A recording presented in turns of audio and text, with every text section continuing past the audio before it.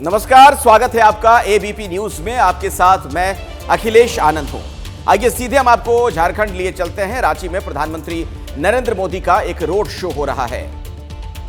ये तस्वीरें उसी रोड शो की आप देख रहे हैं, जिसमें सैकड़ों की संख्या में आप देख सकते हैं बच्चे हों, बड़े हों, बुजुर्ग हों, प्रधानमंत्री के इंतजार में। ये रांची की तस्वीरें आपके सामने हैं। लगभग 3 किलोमीटर लंबा ये रोड शो प्रधानमंत्री मोदी का कई विधानसभा क्षेत्र वो कवर कर रहे हैं, जिसके जरिए कोशिश यही कि मतदाताओं से वो अपील हो रही है कि आप बीजेपी के लिए वोट करें।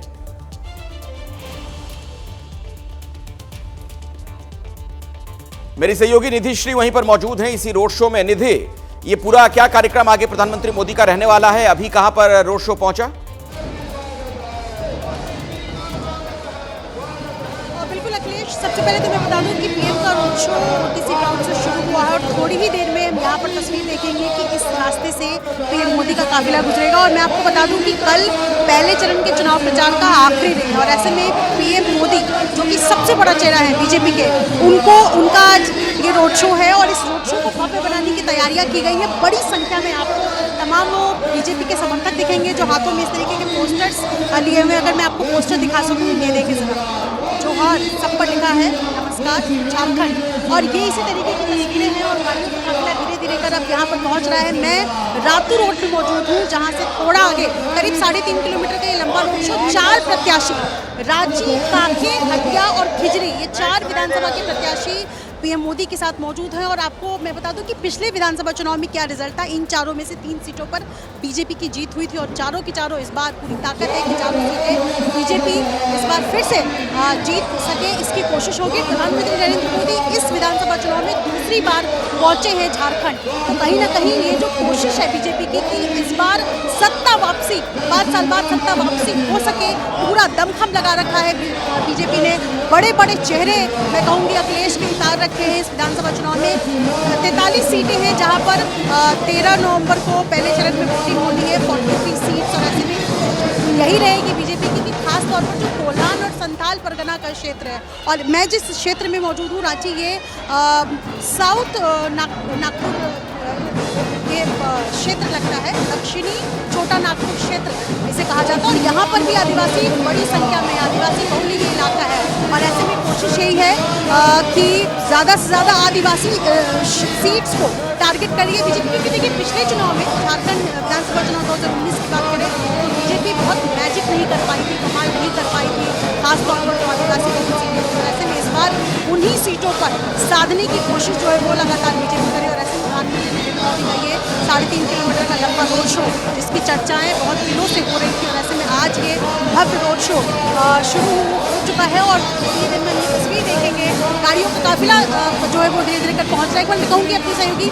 शैलेश से कि तस्वीरें दिखाएं कि किस तरीके से बड़ी संख्या में यहाँ महिलाएं हैं। और जब मैं महिलाओं की बातचीत कर रही हूँ अखिलेश, तो झारखंड में अगर आप आंकड़ा देखेंगे तो आधी आबादी है, आधी आबादी यानी लगभग 50% आबादी महिलाओं की है। और ऐसे में महिलाएं क्या इस बार मैजिक कर पाएंगी बीजेपी के लिए, ये बहुत बड़ा सवाल है। क्योंकि गोगो दीदी योजना का ऐलान किया है बीजेपी ने, हालांकि महिला योजना के अंदर में ये ऐलान है, तो गोगो दीदी योजना जो है वो क्या इस बार की महिलाओं को लुभा पाता है, बीजेपी को वोटर्स में कन्वर्ट कर पाता है, ये भी देखना बड़ा दिलचस्प होगा। और एक बार जरा मैं किस तरीके से तैयारियां की गई है वो उसकी तस्वीर में दिखाऊंगी। यहाँ पर अगर मेरे सहयोगी शैलेश अगर तस्वीरें दिखा सके कि किस तरीके से उराव कलसा नृत्य करने के लिए यहाँ पर छात्राएं जो है, हालांकि यहाँ पर ज़्यादा है और धीरे धीरे कर अब प्रधानमंत्री नरेंद्र मोदी का काफिला जो है वो पहुँच रहा है। ये आपको पुलिस सुरक्षा बल जो है वो तैनात है और ये दोनों तरफ से बैरिकेड्स किया गया है। और ये तस्वीरें और अपने दर्शकों को हम ये भी बता दें कि जिन जिन विधानसभा क्षेत्रों से होकर प्रधानमंत्री मोदी का ये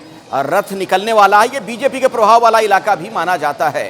नजर बनाकर रखिएगा इस अपडेट पूरी खबर पर। हम दोबारा निधि आपके पास लौटेंगे, फिलहाल शुक्रिया। पॉलिटिकल पावर सेंटर के न्यूज मेकर आज कोई व्यक्ति नहीं बल्कि एक संगठन है और संगठन का नाम आरएसएस है। आज आरएसएस का नाम क्यों छाया हुआ है, इसे समझने की कोशिश करेंगे। पॉलिटिकल पावर सेंटर में आज विस्तार से समझेंगे कि आखिर क्यों चुनाव आता है और आरएसएस का मुद्दा गर्म हो जाता है। आरएसएस पर बैन की फिर हुई है मांग, चुनाव से पहले मच गया है संग्राम। किसने की है आरएसएस पर बैन की मांग, पूरी खबर आपको दिखाते हैं।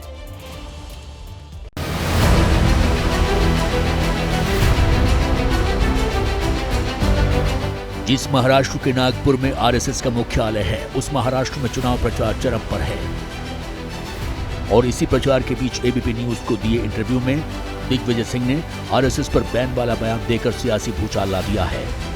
क्या आरएसएस पे प्रतिबंध लगाया जाएगा महाविकास आघाड़ी सरकार आई तो? एक बात यह है, अगर ऐसे प्रमाण होंगे तो सरदार पटेल जी ने भी लगाया था। आप इसकी पैरवी करते हैं कि ऐसा किया जाना चाहिए? देखिए, मैंने तो वो सारे संगठन, मैं जब मुख्यमंत्री था तो मैंने student Islamic movement of India और बजरंग दल दोनों पे रोक लगाने की मांग की थी। दोनों रजिस्टर्ड संस्थाएं हैं। आरएसएस पर मैं इसलिए मैंने नहीं कहा क्योंकि आरएसएस अपंजीकृत संस्था है, नॉन रजिस्टर्ड बॉडी है। दिग्विजय सिंह ने यह बयान उलेमा बोर्ड की लिखी उस चिट्ठी को लेकर दिया जिस पर आरएसएस पर बैन की मांग की गई है। इस चिट्ठी पर महाराष्ट्र में कांग्रेस बीजेपी के निशाने पर है। न उनकी सरकार आनी है न बंद होना है। 3 प्रयास उन्होंने कर लिए, हर बार संघ और मजबूत होकर बाहर आए। आरएसएस पर बैन वाले कांग्रेस के बयान को लेकर बीजेपी हमलावर है। बीजेपी की पूरी फौज कांग्रेस पर निशाना साध रही है। दिग्विजय सिंह कांग्रेस के भस्मासुर हैं। वो कुछ भी बोलेंगे तो कांग्रेस को भारी नुकसान होगा। राष्ट्रीय स्वयंसेवक संघ इस देश पर मरने मिटने वाला संगठन है कि घटिया शब्द जो दिग्विजय सिंह ने बोले हैं ये बहुत दुर्भाग्यपूर्ण है। कांग्रेस को इसका खमियाजा भुगतना पड़ेगा। बीच चुनाव में कांग्रेस की तरफ से आरएसएस पर बैन की मांग उठी, वो भी तब जब कांग्रेस का उद्धव ठाकरे की शिवसेना से गठबंधन है। चुनाव प्रचार में राहुल गांधी से लेकर मल्लिकार्जुन खड़गे तक अक्सर आरएसएस की नीतियों पर सवाल उठाते हैं, लेकिन अब बात बैन की उठी है तो बीजेपी आक्रामक अंदाज में पलटवार कर रही है। और आइए मैं आपको समझाता हूं कि आखिर ये आरएसएस है क्या। विस्तार से पूरी जानकारी आपके सामने। आरएसएस का पूरा नाम है राष्ट्रीय स्वयंसेवक संघ, जिसकी स्थापना 22 सितंबर 1925 को हुई। आरएसएस की ताकत का अंदाजा आप इसी बात से लगाइए कि यह संगठन विश्व का सबसे बड़ा संगठन है। 80 से ज्यादा देशों में इसका विस्तार हो चुका है। और आपको यह जानकर आश्चर्य होगा कि जब संघ की पहली शाखा लगी थी तब इसमें सिर्फ 5 लोग ही शामिल हुए थे। स्वयं सेवकों की संख्या 1 करोड़ के आंकड़े को भी अभी पार कर चुकी है। और आइए अब आपको एक बार फिर से हम लिए चलते हैं प्रधानमंत्री नरेंद्र मोदी के रोड शो में। झारखंड के रांची में अभी प्रधानमंत्री का यह रोड शो चल रहा है। ये तस्वीरें आप देख रह सकते हैं। वहां पर सड़क की दूसरी तरफ आप देखिए सैकड़ों की संख्या में बीजेपी के कार्यकर्ता नेता मौजूद हैं। मेरी सहयोगी निधि श्री भी यहीं पर मौजूद है। निधि,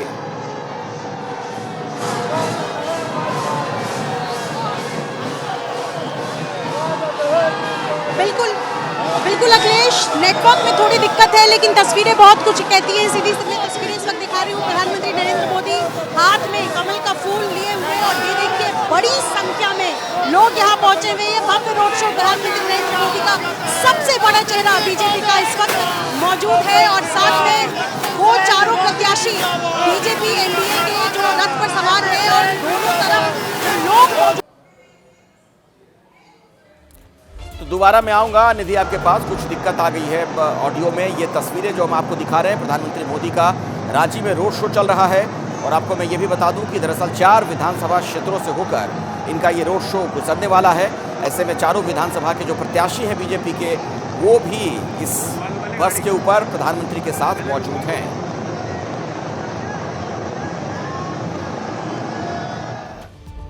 तो झारखंड में पहले चरण की चुनावी बाजी जैसे जैसे नजदीक आ रही है, सियासी गर्माहट बढ़ती जा रही है। आज प्रधानमंत्री ने झारखंड में एक रहेंगे सेफ रहेंगे जैसे नारे के जरिए हिंदू वोट को एकजुट करने का प्रयास किया। वहीं दूसरी तरफ विरोधियों पर हमले की झड़ी भी लगा दी।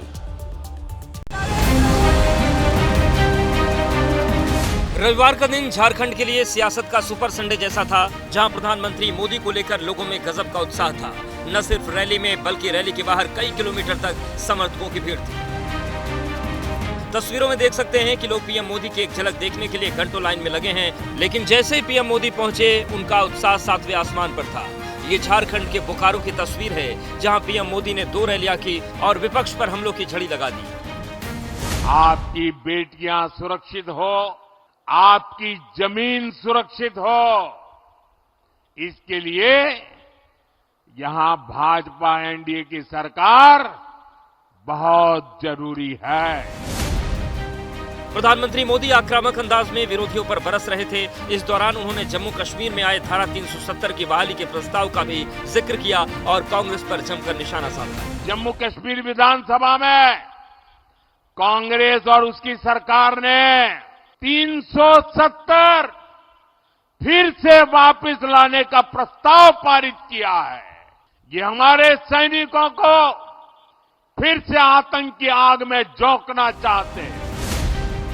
बीजेपी पेपर लीक, भ्रष्टाचार, भर्ती घोटाले जैसे मुद्दों को हथियार बना रही है और हर मंच से हेमंत सोरेन सरकार को घेर रही है। जेएमएम कांग्रेस ने जो पेपर लीक माफिया सबके सबको पाताल में से ढूंढ करके जेल के हवाले कर दिया जाएगा। आपको बता दें कि झारखंड में पहले चरण का प्रचार कल सोमवार को थम जाएगा। वहां 43 सीट पर 13 नवंबर को वोट डाले जाएंगे, लेकिन प्रचार थमने से पहले बीजेपी की कोशिश हिंदू वोटर को एकजुट करने की है ताकि झारखंड की हर एक सीट पर कमल खिलाया जा सके। नरेंद्र मोदी नाम का कोई चीज नहीं है। ये नरेंद्र मोदी क्या है? ये नरेंद्र मोदी फालतू है। सुभाष यादव को जिताइए, बोलिए सुभाष यादव। और अब आपको उत्तर प्रदेश लिए चलते हैं। यहां पर योगी आदित्यनाथ ने पहले बटेंगे तो कटेंगे वाला जब नारा दिया तब यहां पर सियासी तूफान देखने को मिला था और अब उन्होंने समाजवादी पार्टी को अपराधियों का प्रोडक्शन हाउस बता दिया है। नमः पार्वती पतिये हर हर। उत्तर प्रदेश का कोई ऐसा अपराधी नहीं, कोई ऐसा माफिया नहीं जो समाजवादी पार्टी का शागिर्द न हो। फूलपुर की चुनावी जनसभा से दिया मुख्यमंत्री योगी का ये बयान यूपी सियासी तपिश बढ़ाने वाला है, क्योंकि मुख्यमंत्री योगी ने एक बार फिर अपने तल्ख अंदाज में समाजवादी पार्टी, उसकी सोच और समझ पर निशाना साधा है और अतीक मुख्तार जैसे माफियाओं का कनेक्शन समाजवादी पार्टी से जोड़ दिया। गाजीपुर में श्री कृष्णानंद राय की हत्या हुई थी। प्रयागराज का अतीक अहमद राव, गाजीपुर का मुख्तार अंसारी राव, अंबेडकर नगर का खान मुबारक राव, ये सभी के सभी समाजवादी पार्टी के प्रोडक्शन हाउस की ही उपस्थिति। इससे पहले सीएम योगी ने अखिलेश यादव पर सीधा प्रहार किया था और समाजवादी पार्टी को अपराधियों का प्रोडक्शन हाउस और अखिलेश यादव को उसका सीईओ बता दिया था। समाजवादी पार्टी का मतलब प्रोडक्शन हाउस है। ये माफिया और अपराधियों का, हर दुर्दांत माफिया और अपराधी यहां से पैदा होते हैं, यहां से आगे बढ़ते हैं, पनपते हैं। सीएम योगी फूलपुर विधानसभा क्षेत्र के बीजेपी उम्मीदवार दीपक पटेल के लिए प्रचार कर रहे थे, लेकिन उनका पूरा फोकस ठाकुर वोटर पर था, क्योंकि हनुमान नगर के जिस तिलक इंटर कॉलेज में सीएम योगी की सभा हो रही थी वो पूरा इलाका ठाकुर बाहुल्य है। और बड़ी बात यह है कि बीएसपी ने हनुमान नगर इलाके के ही रहने वाले जितेंद्र ठाकुर को उम्मीदवार बनाया है। ऐसे में ठाकुर वोट न बटे, इसके लिए बीजेपी ने योगी की सभा के लिए इस इलाके को चुना, लेकिन योगी का ध्यान बीएसपी नहीं समाजवादी पार्टी था। बेटी और बहन की इज्जत के साथ खिलवाड़ करोगे तो जन्नत में तो जगह नहीं मिलेगी, लेकिन जहन्नुम जरूर पहुंचाने का काम कर देंगे। बता दें, फूलपुर विधानसभा सीट 2022 में बीजेपी ने जीती थी, लेकिन 2024 में प्रवीण पटेल के सांसद बनने के बाद ये सीट खाली हो गई। ऐसे में बीजेपी हर हाल में अपनी बादशाहत इस सीट पर बरकरार रखना चाहती है। उधर समाजवादी पार्टी ने भी पूरी ताकत लगा रखी है।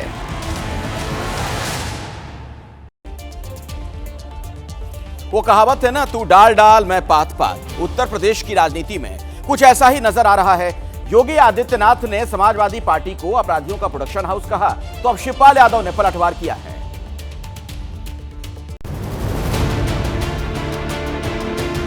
समाजवादी पार्टी का मतलब प्रोडक्शन हाउस है। ये माफिया और अपराधियों का, हर दुर्दांत माफिया और अपराधी यहां से पैदा होते हैं।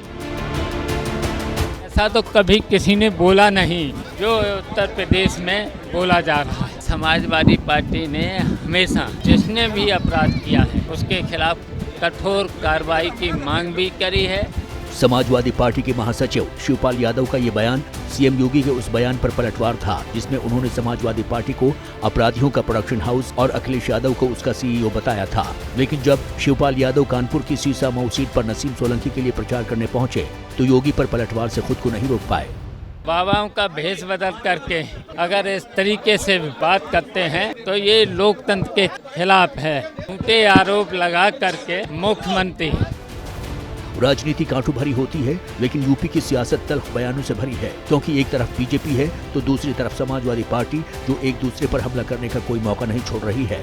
दरअसल ये पूरी जंग यूपी की 9 सीटों को लेकर है, जिसको लेकर योगी और अखिलेश के बीच सियासी क्लेश जारी है। लेकिन अब इस लड़ाई में चाचा भी कूद पड़े हैं।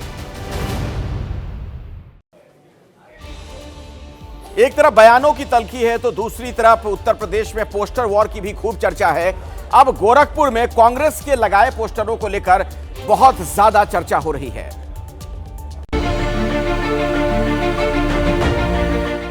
योगी आदित्यनाथ के बटेंगे तो कटेंगे वाले बयान के बाद यूपी में पोस्टर पर महाभारत छिड़ी हुई है। हर दिन यूपी के सियासी गलियारों में एक नया पोस्टर रिलीज हो रहा है और अब मुख्यमंत्री योगी का गृह जनपद गोरखपुर पोस्ट वॉर का केंद्र बना हुआ है। यहाँ कांग्रेस के छात्र इकाई ने ये पोस्टर लगाया है जिस पर न बटेंगे न कटेंगे, एक हैं और एक रहेंगे के नारे के साथ एक रहने का संदेश दिया गया है। पोस्टर में सबसे नीचे नफरत के बाजार में मोहब्बत की दुकान खोलने आए हैं स्लोगन लिखा गया है। इस समय पोस्टर वार चल रहा है। भारतीय जनता पार्टी हमेशा की तरह इस बार भी उल जुलूल बयान दे लोगों को लड़ाने का काम कर रही है। उत्तर प्रदेश के मुख्यमंत्री योगी आदित्यनाथ जी द्वारा बोला गया बटेंगे तो कटेंगे, मैं कड़े शब्दों में उनके बयानबाजी का विरोध करता हूं। इसके सापेक्ष हमने गोरखपुर के महानगर में चौराहों पर होर्डिंग लगवाया है। गोरखपुर का ये शास्त्री चौक है और यहाँ पर आप देख लीजिए, न बटेंगे न कटेंगे, एक हैं और एक रहेंगे। और इसके नीचे राहुल गांधी ने जो कहा था युवाओं से, नफरत के बाजार में मोहब्बत की दुकान खोल रहा हूं मैं। गोरखपुर का विश्वविद्यालय चौराहा, छात्र संघ चौराहा, रामगढ़ताल, नौकायन रोड और मोहद्दीपुर तक का इलाका इन पोस्टरों से पटा पड़ा है। बता दें कि यूपी में 9 सीटों पर उपचुनाव होना है, जिसको लेकर बीजेपी और समाजवादी पार्टी ने पूरी ताकत झोंक रखी है। लेकिन बीच बीच में कांग्रेस भी अपना ध्यान खींचने की कोशिश कर रही है। लेकिन सवाल बड़ा है, क्या कांग्रेस के ये पोस्टर उपचुनाव में असरदार साबित होंगे? और अब बात करेंगे बिहार में होने वाले उपचुनाव की, तो यहाँ तो बयानों से भी बात आगे निकल चुकी है। उंगली काटने की बात हो रही है, लाठी डंडे की बात हो रही है।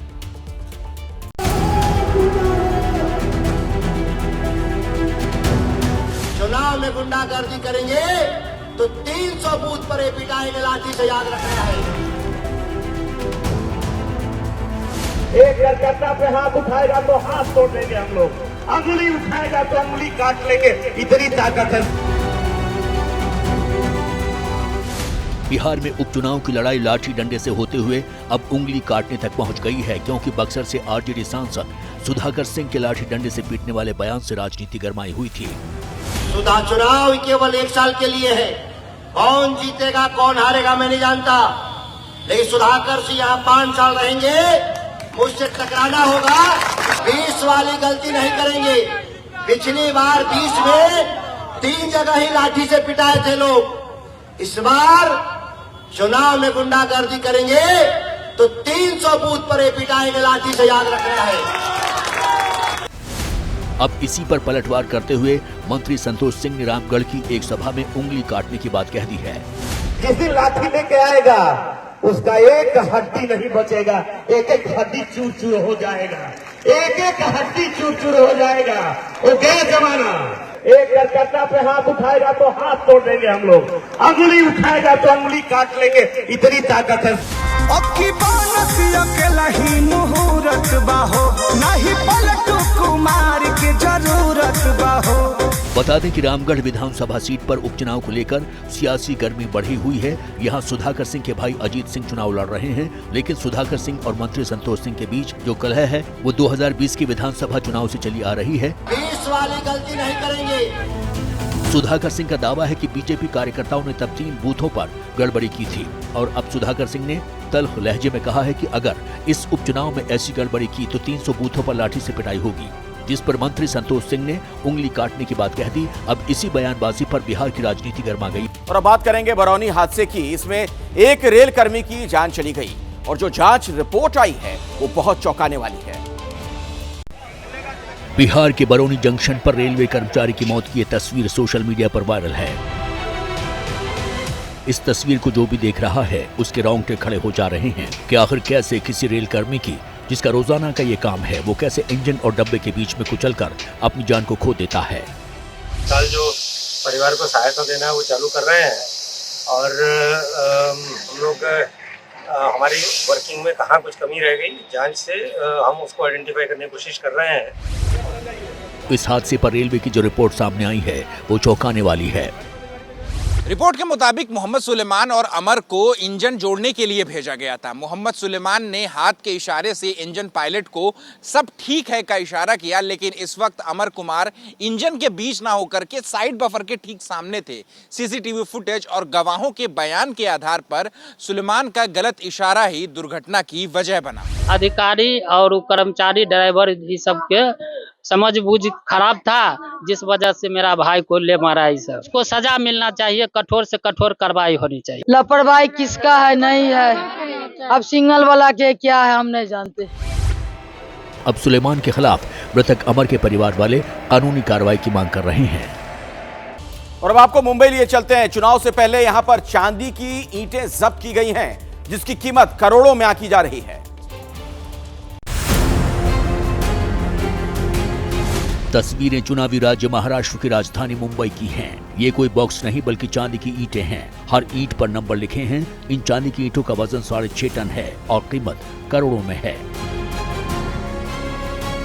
सबसे बड़ी बात, ये चांदी की ईंटें किसी गोदाम से नहीं बल्कि कैश वैन से भेजी जा रही थी। चांदी की ये ईंटें ब्रिंक्स कंपनी की गाड़ी से मुलुंड के एक गोदाम में रखी गई थी। विक्रोली पुलिस और चुनाव आयोग की जांच टीम के कैश वैन में चांदी की ईंटें मिली हैं। अब आगे की जांच जारी है।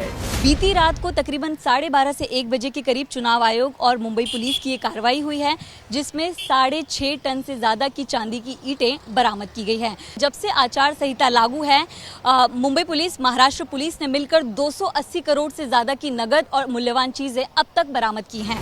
चुनाव से पहले इन चांदी की भारी भारी ईंटों की बरामदगी से सवाल उठ रहे हैं कि क्या चुनाव में इनका इस्तेमाल होना था। जांच के बाद इसका खुलासा होगा। और अब खबर देश की राजधानी दिल्ली से। यहां अपराधियों के हौसले दिन ब दिन बढ़ते ही जा रहे हैं।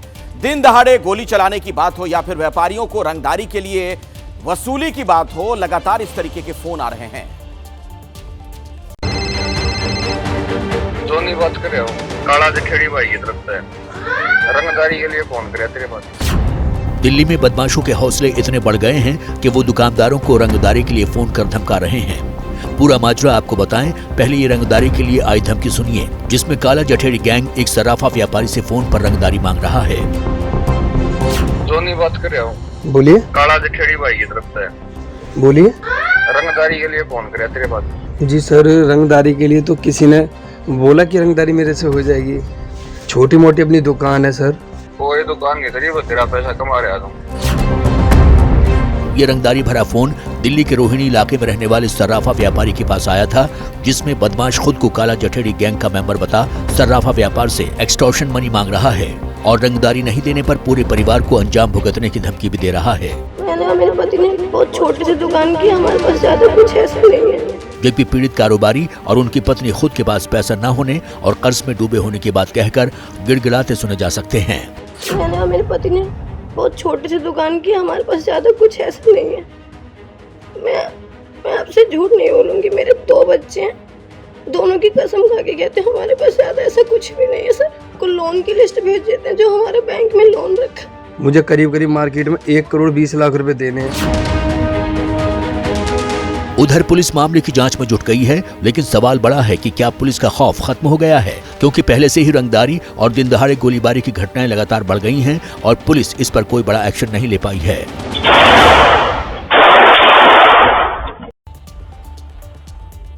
यकीन नहीं होता कि जो शहर देश की राजधानी है, वहां पर गुंडे और बदमाशों का हौसला इस कदर बुलंद होता जा रहा है। उत्तर प्रदेश की राजधानी लखनऊ में एक बार फिर से पीला पंजा कसा है। इस बार एक अवैध निर्माण के खिलाफ बुलडोजर गर्जा।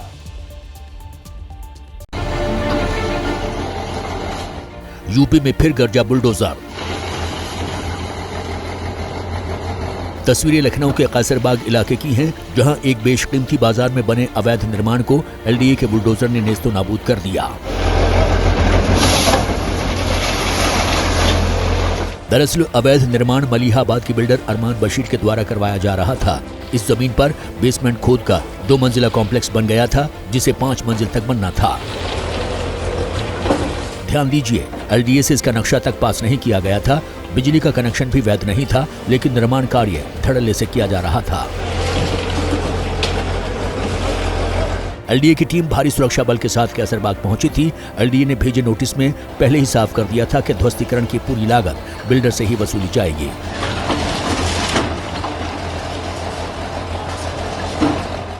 महाराष्ट्र में बीजेपी ने वादा किया है कि सरकार बनने पर 5 साल में 25 लाख लोगों को रोजगार दिए जाएंगे, साथ ही किसानों के कर्ज भी माफ किए जाएंगे।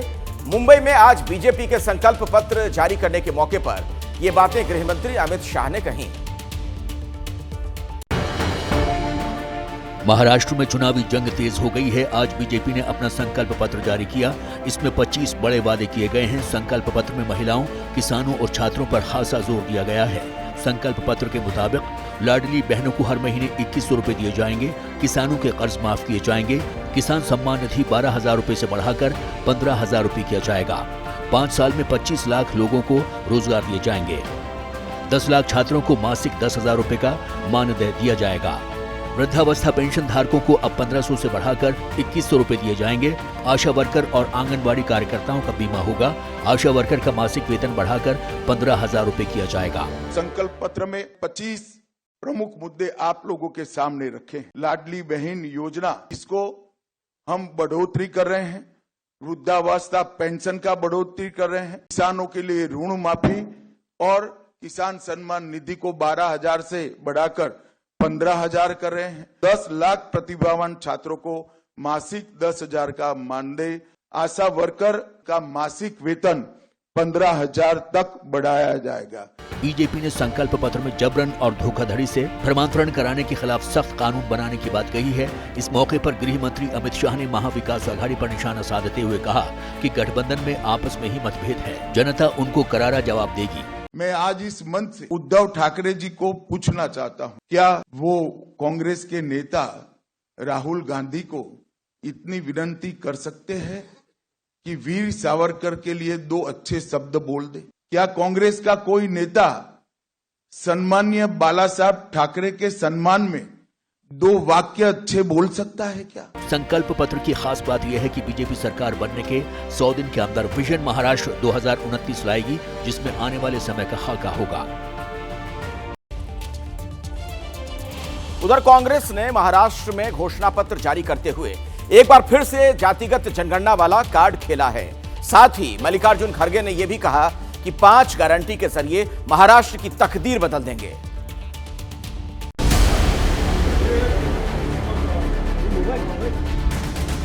महाविकास आघाड़ी ने मुंबई में अपना घोषणा पत्र जारी कर दिया। इसे महाराष्ट्रनामा नाम दिया गया है। घोषणा पत्र में महाविकास आघाड़ी ने 5 गारंटी की बात कही है। इसके मुताबिक महाराष्ट्र में जातिगत जनगणना कराई जाएगी। 50% आरक्षण की सीमा हटाने की बात कही गई है। महालक्ष्मी योजना के तहत महिलाओं को हर महीने 3,000 रुपए देने का वादा किया गया है। महिलाओं के लिए मुफ्त बस यात्रा की घोषणा की गई है। कुटुंब रक्षा योजना में 25 लाख तक का स्वास्थ्य बीमा होगा। इसके अलावा दवाएं भी मुफ्त मिलेंगी। कृषि समृद्धि में किसानों का 3 लाख तक का कर्ज माफ होगा। युवा बेरोजगारों को हर महीने 4,000 रुपए की मदद मिलेगी। नौकरी चाहने वाले युवाओं को 4,000 रुपए का मंथली स्टाइफंड दे रहे हैं। हमारा हेल्थ इंश्योरेंस स्कीम जो है 25 लाख का है। जातीय जनगणना करने का हमने फैसला लिया है। कांग्रेस अध्यक्ष मल्लिकार्जुन खड़गे ने इस मौके पर बटेंगे तो कटेंगे और एक है तो सेफ है किनारे को लेकर निशाना साधा। किसकी बात कर रहे, किसको काटेंगे आप? बटना नहीं, इसी के लिए इंदिरा गांधी जी ने अपनी कुर्बानी दी और राजीव गांधी अपनी कुर्बानी दी। इनका स्लोगन अलग है, योगी साधु जी का, मोदी जी का अलग है स्लोगन। महाराष्ट्र में सत्ता में आने के बाद महाविकास आघाड़ी ने अपने 100 दिन का एजेंडा पेश कर दिया है। जाहिर है जाति गठबंधन का मुद्दा बड़ा है और आघाड़ी ने दलित पिछड़े वोटरों को साधने के लिए तुरुप का इक्का फेंक दिया है। महाराष्ट्र में महायुति से सीएम कौन बनेगा, इसे लेकर चर्चा का बाजार गर्म है। प्रधानमंत्री मोदी हो या फिर गृह मंत्री अमित शाह, उन्होंने जिस लाइन पर अपने बयान दिए उससे देवेंद्र फडणवीस का नाम लगातार आगे चल रहा था, लेकिन एक बार फिर से गृह मंत्री अमित शाह ने यह कह दिया है कि चुनाव के बाद तय कर लेंगे कि कौन होगा सीएम। महाराष्ट्र चुनाव में महायुति के नेता को लेकर बीजेपी में अंदर खाने कुछ और ही चल रहा है। ये हम नहीं कहते। बीजेपी के संकल्प पत्र जारी करने के मौके पर जब गृह मंत्री अमित शाह से सवाल पूछा गया तो उन्होंने जवाब तो दिया, लेकिन पूरी बात किसी अलग मोड़ पर ही जा पहुंची। महाराष्ट्र में युति सरकार का नेतृत्व एकनाथ शिंदे जी कर रहे हैं और चुनाव के बाद मुख्यमंत्री कौन होगा, तीनों पार्टियां इकट्ठा बैठकर इसका तय करेगी। हम शरद पवार जी को कोई मौका नहीं देंगे। चुनाव जीतने के बाद महायुति का नेता कौन बनेगा, इसको लेकर पीएम मोदी और अमित शाह पहले भी देवेंद्र फडणवीस का नाम ले चुके हैं। एआईएमआईएम अध्यक्ष असदुद्दीन ओवैसी ने फडणवीस को सीएम बनाए जाने की बात को लेकर साफ कह दिया कि उनके सपने चकनाचूर हो जाएंगे। सीएम शिंदे और फडणवीस के बीच 36 का आंकड़ा है। तुम मुख्यमंत्री नहीं बनने वाले हैं, तुम अभी तुम्हारे ख्वाब चकनाचूर होने वाले देवेंद्र फडणवीस। तुम्हारे शिंदे में 12 का आंकड़ा चल रहा है। तुम दोनों दिखाने को एक अंदर से तुम्हारे में तुम एक की दूसरे की टांग खींच रहे हो, मेरे को मालूम। दरअसल बीजेपी माहौल भांप रही है। अगर चुनाव में उसकी सीटें ज्यादा आती हैं तो पहले से बनाया गया दबाव काम आ सकता है। लिहाजा बीजेपी ने देवेंद्र फडणवीस का नाम उछालकर बहस को नया मोड़ दे दिया है। महाराष्ट्र चुनाव में आरक्षण का मुद्दा बहुत बड़ा बनता जा रहा है। जिस तरीके से बीजेपी लगातार ये कह रही है कि कांग्रेस मुस्लिमों को आरक्षण देकर दलितों और पिछड़ों का आरक्षण छीनेगी, आप देखिए किस तरीके की राजनीति इस पर हो रही है।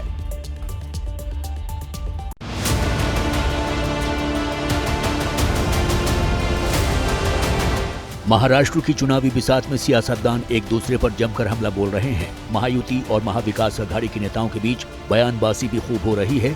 बीजेपी का आरोप है कि उलेमाओं के संगठन ने कांग्रेस से महाराष्ट्र में मुसलमानों के लिए 10% आरक्षण की मांग की है। गृह मंत्री अमित शाह ने कहा कि कांग्रेस दलितों और ओबीसी का हक मारना चाहती है। कांग्रेस हमेशा तुष्टीकरण की राजनीति करती है।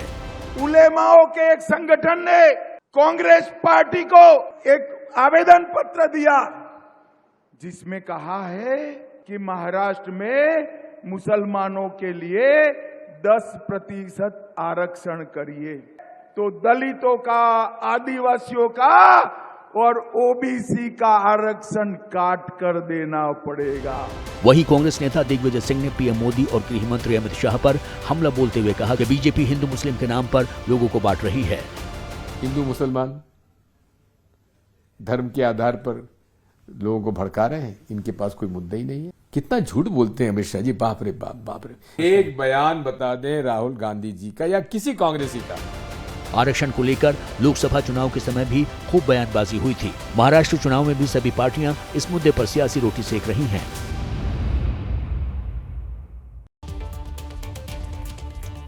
और बात करेंगे एमएनएस प्रमुख राज ठाकरे की, जो भ्रष्टाचार के बहाने प्रधानमंत्री मोदी को घेर रहे हैं। उन्होंने कहा कि करप्शन की बात होती रह गई महाराष्ट्र में और अजित पवार डेप्यूटी सीएम बन गए।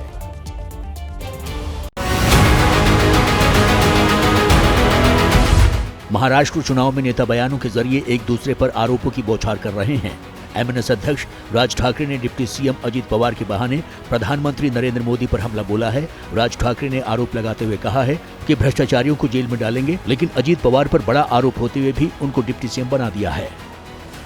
पवारना ज्या वेळेला तुम्ही परत मंत्रिमंडळामध्ये घेताय, त्याला उपमुख्यमंत्री देताय, पद देताय, त्याच्या बरोबर 10 दिवस अगोदर पंतप्रधान नरेंद्र मोदींनी सांगितलं होतं 70,000 कोटीचा भ्रष्टाचार केलेल्या माणसाला आम्ही जेलमध्ये टाकू आणि त्याच्यानंतर 10 दिवसानंतर महाराष्ट्र राज्याचा तो माणूस उपमुख्यमंत्री होतो। शिवसेना टूटने के बाद राज्य में पहली बार विधानसभा चुनाव हो रहे हैं। मुंबई की हाई प्रोफाइल वर्ली सीट पर शिवसेना उद्धव ठाकरे गुट ने आदित्य ठाकरे को मैदान में उतारा है। आदित्य ठाकरे के सामने शिवसेना शिंदे के कद्दावर नेता और पूर्व केंद्रीय मंत्री मिलिंद देवड़ा को उतारा है। राज ठाकरे ने पिछली बार भी एक रैली में आदित्य ठाकरे के बारे में कुछ नहीं बोला था। जाहिर है चुप्पी के पीछे कई सवाल हैं। और अब बात लाडली बहन योजना की, जिसको लेकर आपने सुना होगा पिछले दिनों में मुख्यमंत्री एकनाथ शिंदे हो या फिर बीजेपी के नेता हो, तारीफों के पुल अक्सर बांधते रहे, लेकिन उनके लाभार्थियों को लेकर अब बीजेपी के ही एक नेता ने विवादित बयान दे दिया है।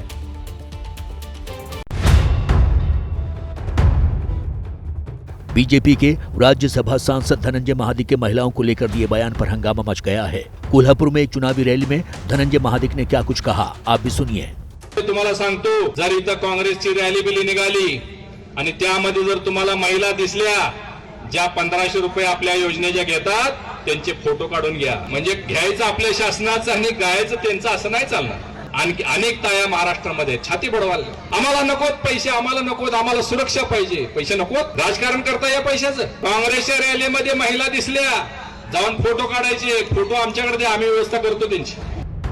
धनंजय महादिक के बयान को लेकर कांग्रेस और एनसीपी ने बीजेपी को निशाने पर ले लिया। कांग्रेस ने कहा कि बीजेपी सिर्फ महिला सम्मान का ढोंग करती है। वहीं सुप्रिया सुले ने कहा कि बीजेपी के सांसद महिलाओं को डराने का काम कर रहे हैं। उन्होंने ये भी कहा कि वो महिला आयोग में इस बाबत सवाल उठाएंगी। धनंजय महाडिकांच्या त्या वक्तव्याचा निषेध करते. त्या कोल्हापूरमध्ये आज महिलांना धमकवलं जातं. हे टॅक्स आम्ही भरतो, त्या टॅक्स मधून, आणि आम्ही लोकप्रतिनिधी आहोत, आम्ही त्यांना कोर्टात नेऊ. इलेक्शन कमीशन कडे तर कंप्लेंट झालीच पाहिजे. हालांकि विवाद बढ़ते देख धनंजय महादिक ने बयान पर सफाई देते हुए कहा कि लाडली बहन योजना का लाभ जिन महिलाओं को नहीं मिल रहा है वो उनके बारे में बात कर रहे थे। मेरे कहने का मतलब ये था कि अगर कांग्रेस के साथ कुछ महिलाएं जा रही है तो इसका मतलब उनको इस योजना का लाभ मिला नहीं होगा। हम चाहेंगे, मैंने बोला, उनके फोटो लीजिए, उनके नाम नंबर लीजिए, ताकि हम उनको इस योजना का लाभ दिला सकें। इसका कांग्रेस ने विपर्यास करके, गलत मतलब निकाल के सभी कांग्रेस के नेता इस पर टूट पड़े, अलग अलग भाषा में बात कर रहे। और बात करेंगे केंद्रीय मंत्री नितिन गडकरी की। उनका एक और बयान फिर से वायरल हो रहा है, जिसमें बीजेपी में शामिल होने वाले नए लोगों को वो सलाह देते हुए नजर आ रहे हैं।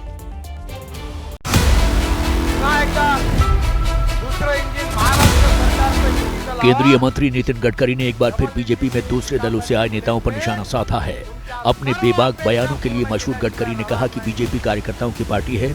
नए लोग अलग अलग वजहों से आ रहे हैं, उन्हें ट्रेन करना, विचारधारा सिखाना और अपना कार्यकर्ता बनाना हमारी जिम्मेदारी है। पर कभी एक कार्यकर्ता की गलत बात उन हजारों की मेहनत पर पानी फेर देती है। गडकरी यहीं नहीं रुके। उन्होंने कहा कि जैसे जैसे फसल बढ़ती है, बीमारियां भी बढ़ती हैं। बीजेपी में भी बहुत फसल है जो अच्छे अनाज के साथ कुछ बीमारियां भी लाती हैं, इसलिए हमें ऐसी बीमार फसल पर कीटनाशक का छिड़काव करना पड़ता है। नितिन गडकरी पहले भी कई बयानों से चर्चा में रह चुके हैं। पार्टी और अपने मंत्रालय के अधिकारियों को भी वो सवालों के घेरे में खड़ा कर चुके हैं। ये खबर कानपुर से है, जहां नीट की छात्रा से रेप का खुलासा हुआ है। पता यह भी चला है कि उसी कोचिंग इंस्टीट्यूट के 2 टीचर्स पिछले कई महीनों से उससे ब्लैकमेल कर रहे थे।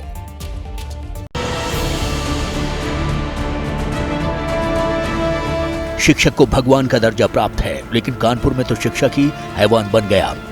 कानपुर में नीट की तैयारी कराने वाले कोचिंग इंस्टीट्यूट के 2 टीचरों पर अपनी ही छात्रा के साथ रेप करने का आरोप लगा है। इन दोनों शिक्षकों का नाम साहिल सिद्दीकी और विकास पोरवाल है। छात्रा ने 2 शिक्षकों पर रेप और अश्लील वीडियो बनाकर धमकाने का केस दर्ज कराया है। मामला 1 साल पुराना है। शिक्षकों पर क्या आरोप है वो समझिए। पीड़ित छात्रा को कोचिंग के शिक्षक साहिल सिद्दीकी ने 1 साल पहले न्यू ईयर पार्टी के बहाने बुलाया, जिसके बाद नशीले पदार्थ में कोल्ड ड्रिंक मिलाकर उनके साथ रेप किया। पीड़ित छात्रा का अश्लील वीडियो बनाकर साहिल उसे धमकाने लगा। इसके बाद साहिल के साथी शिक्षक विकास पोरवाल ने भी रेप किया। साहिल बायोलॉजी और विकास पोरवाल केमिस्ट्री का टीचर है। डिप्रेशन में गई छात्रा ने ठीक होने के बाद पुलिस के सामने केस दर्ज करवाया है।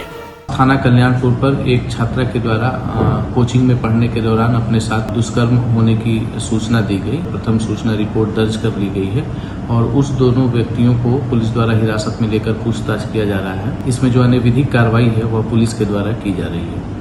साहिल सिद्दीकी पर पहले भी आरोप लगते रहे हैं। 2 महीने पहले भी एक वीडियो वायरल हुआ था और अब नया मामला सामने आया है। स्कूल कोचिंग सेंटर में बच्चे अपना भविष्य बनाने आते हैं। बच्चों के साथ पूरे परिवार के सपने होते हैं, लेकिन कानपुर जैसे कांड उन उम्मीदों, उन सपनों को हकीकत में बदलने से पहले ही अपनी गंदी करतूतों से तोड़ देते हैं।